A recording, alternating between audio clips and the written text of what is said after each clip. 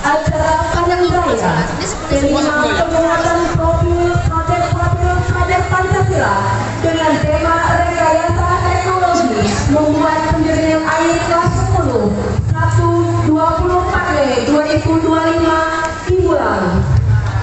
Diawali dengan sambutan Bapak Kepala SMA Negeri 1 Tanjung Jabung Barat kepada Bapak Kadimat SDMPD. Dipersilakan.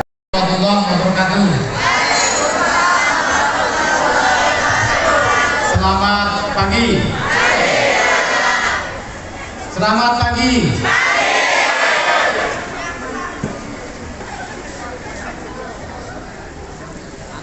Terima kasih yang saya hormati Bapak Ketua, yang saya hormati Bapak Ibu seluruh majelis guru yang hadir pada kesempatan hari ini, yang saya hormati Bapak Ibu koordinator fasilitator P5, dan yang saya banggakan anak-anak kami kelas 10 yang kami cintai, yang selalu kami ingat. Semoga kesempatan hari ini kita selalu diberikan kesehatan, tentunya kita selalu memanjatkan syukur kita kepada Tuhan Yang Maha Esa, karena pada hari ini kita diberikan kesehatan, rahmat dan hidayahnya, sehingga kita bisa bertatap muka kembali di halaman sekolah yang berbahagia ini. Tentunya juga sholawat dan salam kita aturkan kepada junjungan Nabi besar Sallallahu Alaihi Wasallam yang dahulunya belum terdapat ilmu teknologi, yang sekarang kita sudah ke masanya zaman ilmu teknologi. Tentunya pada hari ini saya mengucapkan terima kasih kepada Bapak Ibu fasilitator, koordinator P5 yang pada pagi hari ini khususnya kelas 10. Semoga apa yang diberikan mendapat dan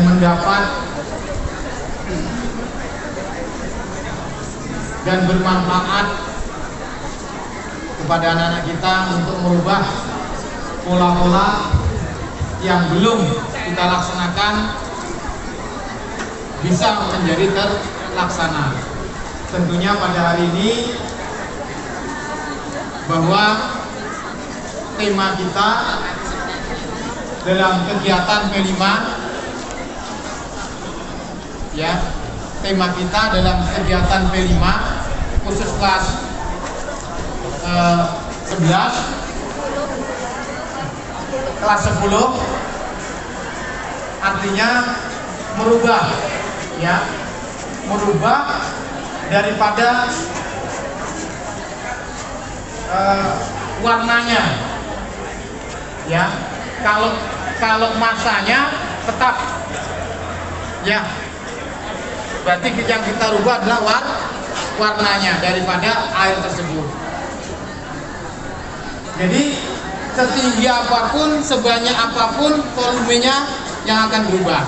Mungkin hanya itu yang bisa disampaikan pada kesempatan hari ini dengan ucapan Bismillahirrahmanirrahim bahwa presentasi ya, presentasi kegiatan kalian kita buka.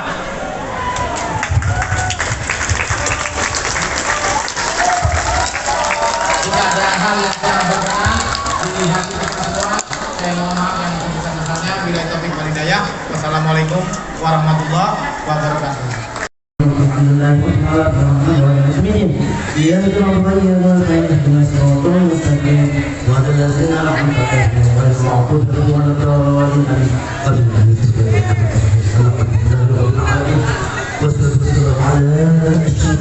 sallallahu wa sallam sayyidina wa Allahumma barik lana bersama Muhammadin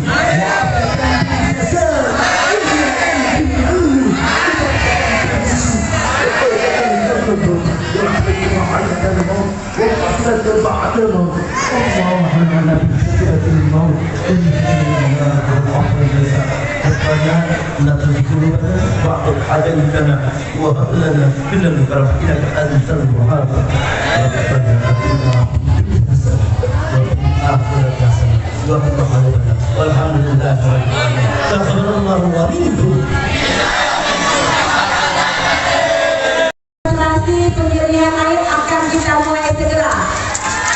Kepada Bapak Ibu fasilitator silakan berkeliling mengamati, menilai hasil kerja peserta didik kita dan dimohon kepada paslon tidak berkeliling akan ada presentasi berkelas ya.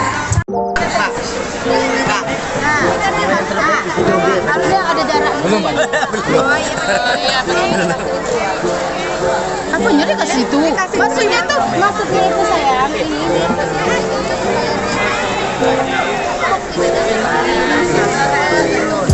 Nah, itu bagaimana solusi kamu tuh?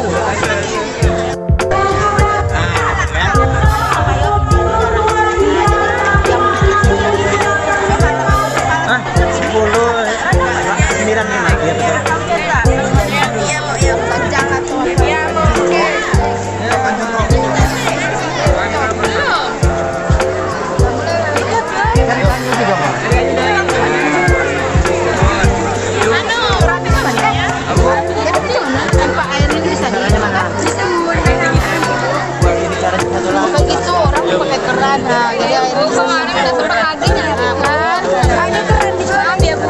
Ini keren.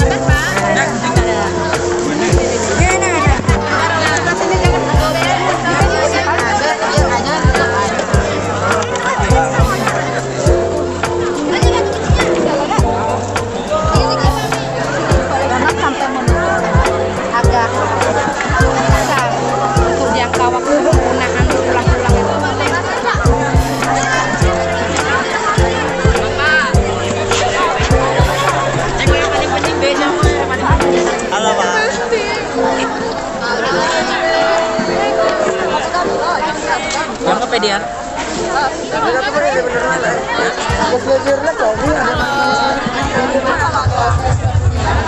Ini kan harus ini kan apa?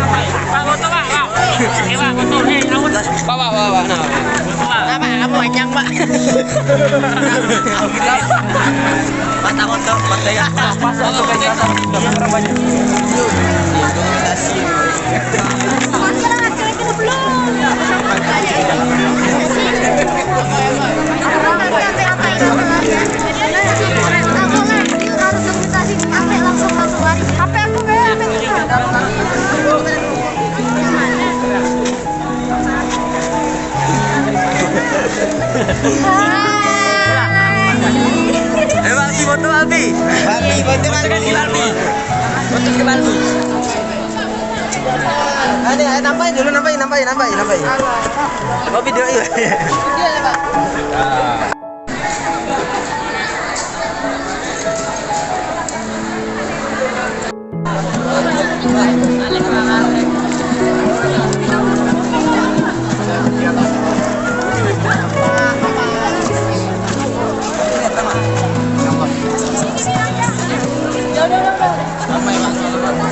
Udah lagi.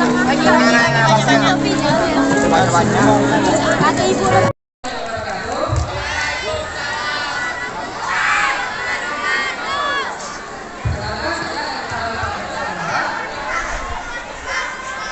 Saya Fikri Akbar pertama sebagai perwakilan dari kelompok dari kelas 2. Berdirinya kami di sini akan mempresentasikan hasil dari media Fedibank. Kami yaitu pencarian air sederhana.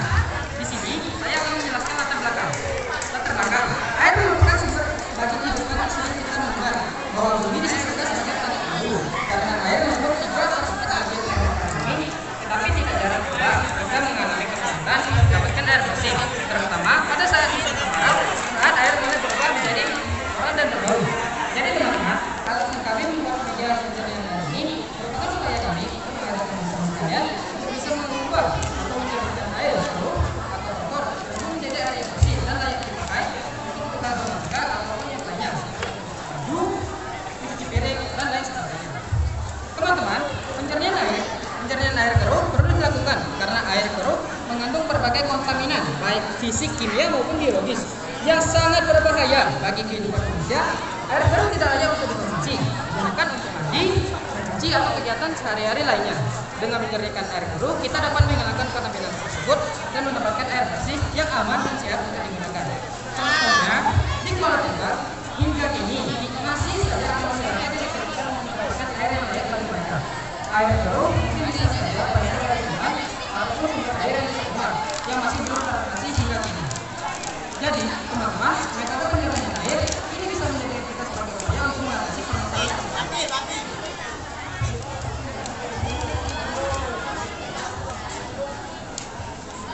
Penjernihan air dapat dilakukan dengan berbagai metode seperti penyaringan, pengendapan, menggunakan zat kimia, penjernih air sederhana.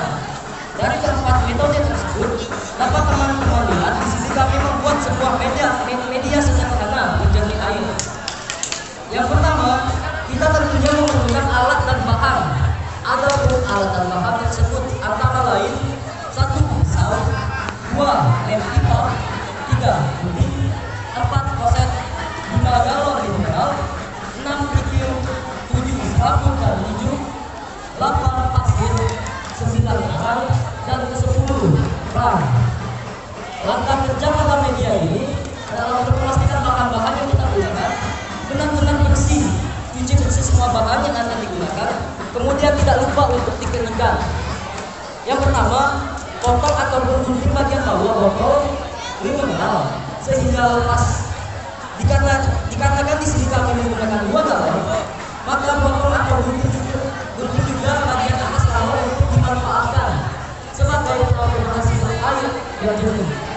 Yang kedua, gunakan botol dengan paku atau alat yang lainnya. Yang ketiga, galon 5 posisi botol berada di bawah dan galon yang tersebut berada di bawah, kemudian tidak lupa diberikan tekan pada bagian tersebut. Untuk kita jadikan atau memudahkan kita untuk mengkonsumsi sumber hasil air yang yang keempat, kita akan memasukkan bahan-bahan tersebut sesuai kesusahan. Adapun tujuan tersebut antara lain 1. Kapas paling atas fungsinya menyaring partikel kotoran kasar dan memperhalus yang terbawa dalam air. Alasannya, kapas halus dan rapat cocoknya di lapisan pertama agar kotoran awal tahan sebelum masuk ke lapisan berikutnya. Yang kedua, hijau fungsinya menyaring kotoran yang berukuran sedang seperti dedaunan kecil atau lumpur yang belum tersaring oleh kapas. Alasannya adalah sifat hijau yang berserat dan tahan air cocok untuk membantu menyaring sebelum lapisan berikutnya. Yang ketiga, sabun kelapa fungsinya menyaring partikel kecil serta mengandung zat alami yang membantu menghambat pertumbuhan mikroorganisme.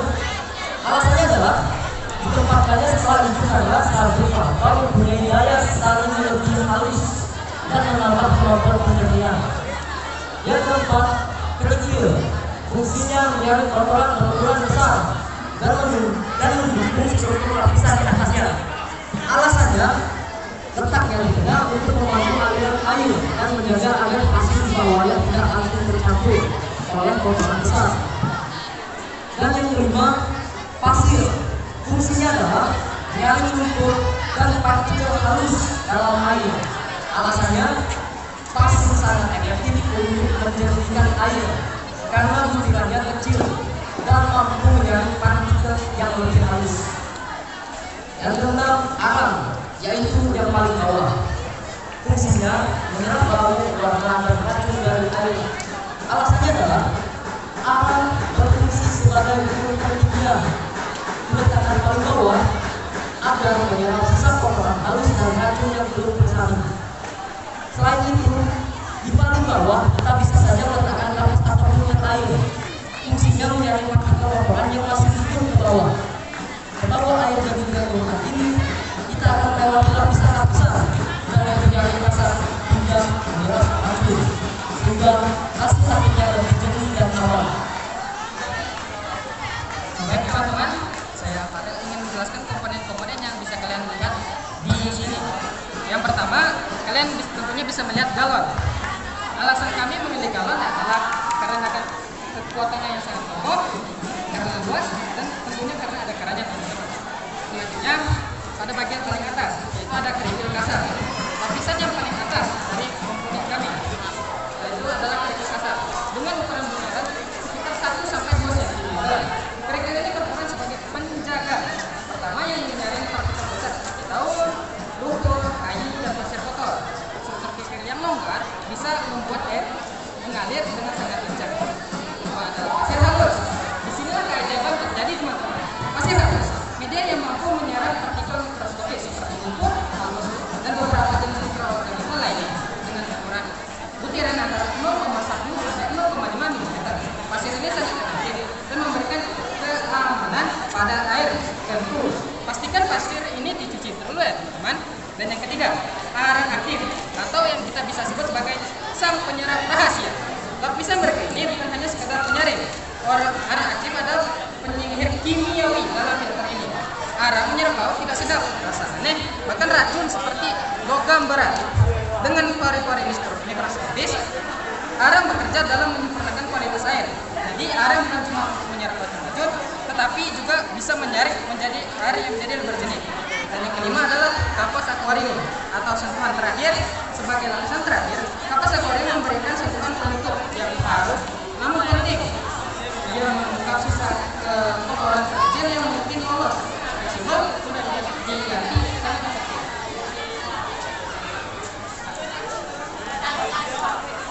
Jadi teman-teman,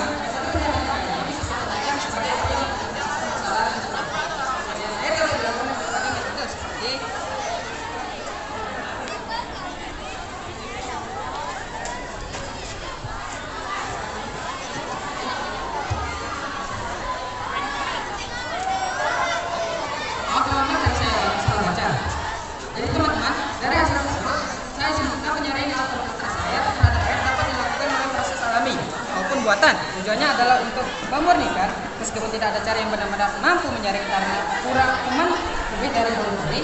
Sistem filtrasi atau penyaring yang terbaik sekalipun tidak akan bisa menyaring kuman teman-teman. Tetapi teknik atau cara ini dapat menjadi cara alternatif yang digunakan untuk menghasilkan air yang lebih memenuhi syarat untuk diminum maupun digunakan dalam kehidupan sehari-hari. Jadi pada presentasi saya pada hari ini, saya berharap teman-teman